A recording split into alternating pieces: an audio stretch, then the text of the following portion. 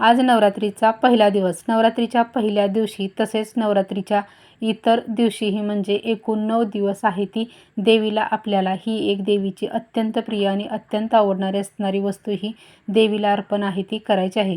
तुम्ही जरी तुमच्या घरी घटस्थापना केलेली नसेल किंवा अखंड दिवा जरी प्रज्वल केलेला नसेल तरीही आपल्याला ही जी वस्तू आहे ती आपल्या देवघरातील देवीची मूर्ती असो, फोटो असो त्यासमोर आहे ती रोज नैवेद्याबरोबर ही वस्तू आहे ती अर्पण आहे ती करायची आहे.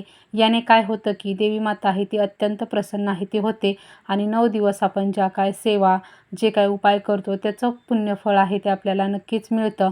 म्हणून आपण देवीला ही अत्यंत प्रिय असणारी तिची वस्तू आहे ती आपल्याला या 9 दिवसामध्ये जर आपल्याला रोज नाही करणं शक्य झालं तरी आपण या 9 दिवसामधील एक दिवस तरी ही जी वस्तू आहे ती देवीला आहे ती अर्पण आहे ती करायची आहे. ती वस्तू अगदी आपण आपल्या घरच्या घरीही तयार आहे ती करू शकतो. अगदी आपल्या घरातील पदार्थ आहेत हे घेऊनही ती वस्तू आहे ती तयार केली जाते.